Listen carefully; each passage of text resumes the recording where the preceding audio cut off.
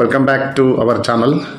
ఒక తమ్ముడు ఒక కామెంట్ పెట్టిండు ఇంకొకటి ఏమన్నానంటే, అన్న ఐటీబీపీ జాబ్ ప్రొఫైల్ చేయమని చెప్పి. ఖచ్చితంగా చేస్తా తమ్ముడు. ఆ ప్రొఫైల్ అంటే నాకు తెలిసిన ఇన్ఫర్మేషన్ అయితే చూపిస్తా. ఈ విధంగా నేనైతే నచ్చుతుందని అనుకుంటున్నా. ఒకవేళ వీడియో నచ్చితే సబ్స్క్రైబ్ చేయండి ఫస్ట్, తర్వాత కామెంట్ చేయండి, లైక్ చేయండి. సబ్స్క్రైబ్ చేయండి, లైక్ చేయండి, తర్వాత కామెంట్ చేయండి. ఓకే, అయితే నేను ఈ విధంగా అయితే రెడీ చేసిన చూడతాము ఫ్రెండ్స్. మనకి ఈ విధంగా అయితే ఉంటుంది. ఒకటి జీడీ క్యాడర్ పోస్టులు ఉంటాయి, అంటే డిప్లాయ్మెంట్ ప్రొఫైల్ అనేది. నాన్ జీడీ క్యాడర్ ఉంటుంది. మనం ఫస్ట్ జీడీ క్యాడర్ గురించి మాట్లాడుకుందాం. మనకు ఫస్ట్ నుంచి స్టార్ట్ అయితే కానిస్టేబుల్ భర్తీ, కానిస్టేబుల్ తర్వాత హెడ్ కానిస్టేబుల్,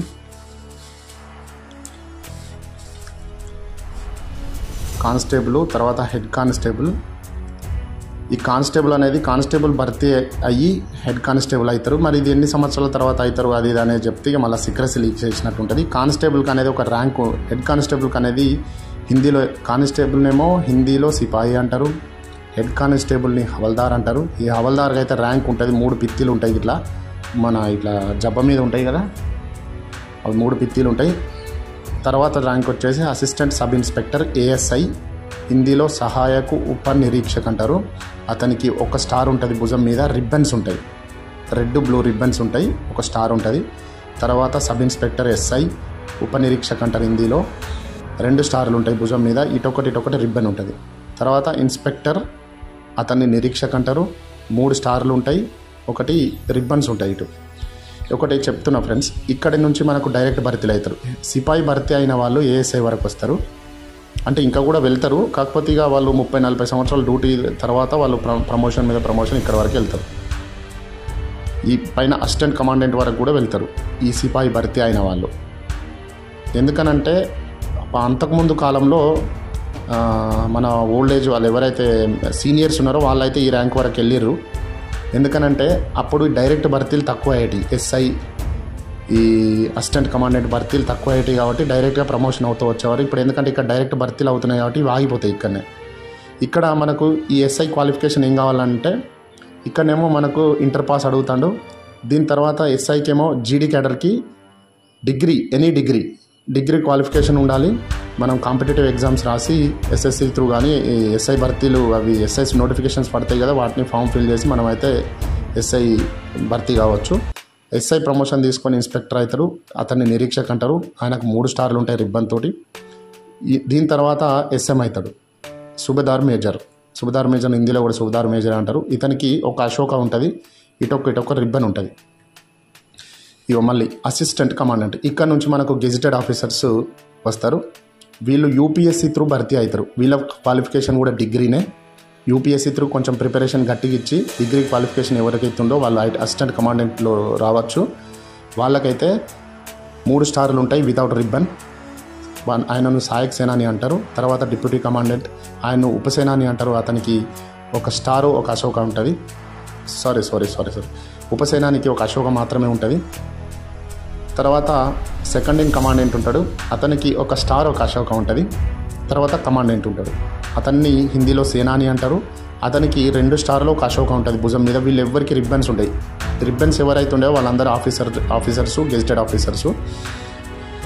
మనం ఇక్కడి వరకు అయితే మనకు బెటాలియన్ పూర్తి అయిపోతుంది ఫ్రెండ్స్. ఎందుకనంటే ఒక బెటాలియన్ హెడ్ కమాండెంట్ ఉంటాడు, వాళ్ళందరి కింద వీళ్ళు ఉంటారు. ఒక 2IC ఉంటాడు, 4 డిప్యూటీ కమాండెంట్లు, 6 ఇట్లా కంపెనీ. ఇతను ఒక కంపెనీని హ్యాండిల్ చేస్తారు. ఇతన్ని కంపెనీ కమాండర్ అని కూడా అంటారు. కంపెనీలో ఎస్ఎం కూడా బెటాలియన్కి ఒక్కడే ఉంటాడు, కమాండెంట్ ఒక్కడే ఉంటాడు. కంపెనీ కమాండర్ ఏమో కంపెనీని హ్యాండిల్ చేస్తారు. ఒక కంపెనీలో పర్టికులర్ సిపాయిలు ఇంతమంది ఉంటారు, హవల్దార్లు ఇంతమంది ఉంటారు, అసిస్టెంట్ కమాండెంట్ ఇంతమంది ఉంటారు. అంటే పర్టికులర్గా నేను డీటెయిల్ అయితే ఇవ్వలేను, ఎందుకంటే సీక్రెసీ లీక్ చేసినట్టు ఉంటుంది కాబట్టి. సబ్ ఇన్స్పెక్టర్లు ఇంతమంది, వీళ్ళందరికీ ఈ కంపెనీ కమాండర్ అనే ఆయన హెడ్ ఉంటాడు. వీతని పైన ఛానల్ అనేది ఇట్లా ఉంటుంది ఫ్రెండ్స్. మనకు 9 క్యాడర్ కూడా ఉంటాయి. ఈ బెటాలియన్కి ఎంతమంది ఫాలోవర్ స్టాఫ్స్ కావాలి అంటే, మెస్లో వర్క్ చేయడానికి కుక్స్ కావచ్చు, బార్బర్స్ కావచ్చు, కోబులర్స్ కావచ్చు. నేను మొన్న ట్రేడ్లో కోబులర్ చెప్పలేదు, చెప్పులు కుట్టేది, అది కూడా ఉంటుంది ఫ్రెండ్స్. దానికి కూడా వాళ్ళకి ఎక్స్పీరియన్స్ అడుగుతారు అనుకుంటా, సర్టిఫికెట్. వాళ్ళు ఎంతమంది కావాలి రిక్వైర్మెంట్ అనేది ఆ భర్తీలు జరుగుతూ ఉంటాయి. ఆ పైనీర్ కూడా దీంట్లోకి వస్తుంది. పైనీర్ ఏంటంటే కన్స్ట్రక్షన్ ఫీల్డ్ చూసుకుంటుంది కాబట్టి కన్స్ట్రక్షన్ కావచ్చు, రిపేర్, ఎలక్ట్రీషియన్ దాంట్లోనే ఉంటాడు, పెయింటర్ ఉంటాడు. దీంట్లో ఒకటేమో మెస్ స్టాఫ్, బెటాలియన్కి మనకు అవసరమయ్యేది స్టాఫ్. తర్వాత వచ్చేసి ఈ బార్బర్, తర్వాత కోబ్లర్, తర్వాత వచ్చి మెస్ అయిపోయింది, బార్బర్ అయిపోయింది, కోబ్లర్ అయిపోయింది, అంటే నాన్ జీడీ క్యాడర్ వాళ్ళు. ఇక్కడికి అయిపోయిన తర్వాత మళ్ళీ మనకు మెడికల్, ఒక హాస్పిటల్ ఉంటుంది కాబట్టి మెడికల్. ఈ మెడికల్లో నేను చెప్పినట్టుగానే మనకి ఏఎన్ఎంస్, జిఎన్ఎంస్, ఫార్మసిస్టు, ల్యాబ్ టెక్నీషియను, ఏదైతే మెడికల్ బ్రాంచెస్కి సంబంధించినవి ఉన్నాయో అవన్నీ ల్యాబ్ టెక్నీషియన్ ఉంటాడు. వీళ్ళందరికీ హెడ్ డాక్టర్ ఉంటాడు. ఈ డాక్టర్ ఎంబీబీఎస్ తర్వాత వస్తాడు. ఎంఓ మెడికల్ ఆఫీసర్ అంటారు ఎన్ను.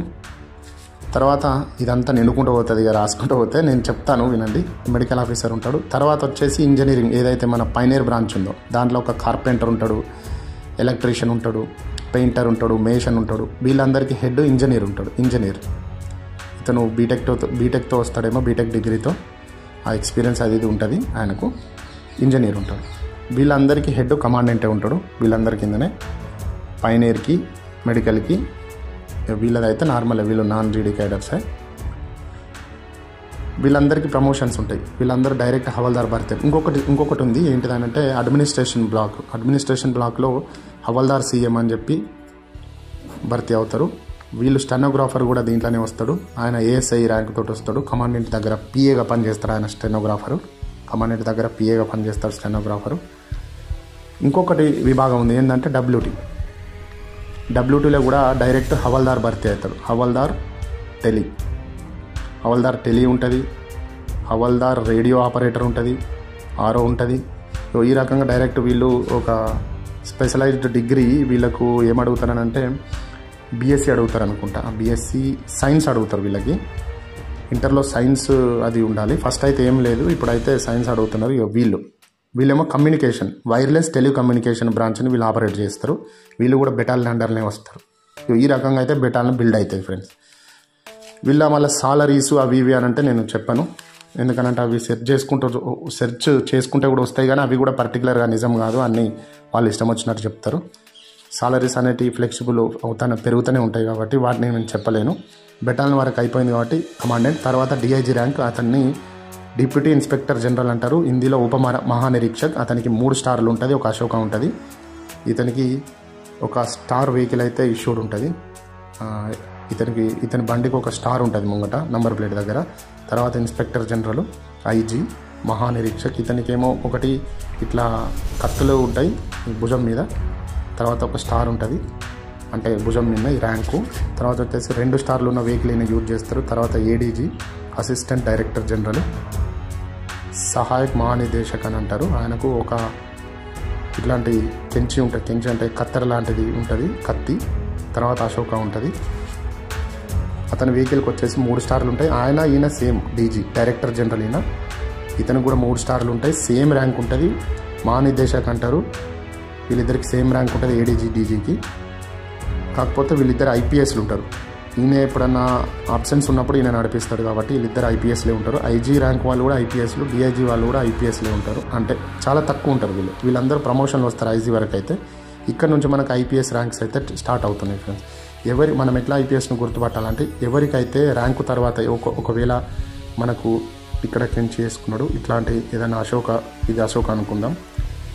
ఇక్కడ భుజం పక్కన వాళ్ళ డిపార్ట్మెంట్ పేరు అయితే ఏదైతే ఉంటుందో, సపోజ్ బిఎస్ఎఫ్ఏ కావచ్చు, ఏదైనా వాళ్ళు రాసుకుంటారు. ఇక్కడ ఓన్లీ ఐపీఎస్ మాత్రమే ర్యాంకుతో పాటు ఐపీఎస్ అని రాస్తారు. ఇక్కడ ఐపీఎస్ అని రాస్తారు. ఈ రకంగా అతన్ని మనం ఐపీఎస్ అనుకున్నాం. ఓకే ఫ్రెండ్స్, ఈ విధంగా అయితే బెటాలియన్ ప్రొఫైల్ బిల్డ్ అయి ఉంటుంది. ఓకే, వీడియో నచ్చితే లైక్, షేర్, సబ్స్క్రైబ్ ఖచ్చితంగా కొట్టూరి. వీడియో లెంతీ అయింది, ఫటాఫట్ చూడండి. Thank you.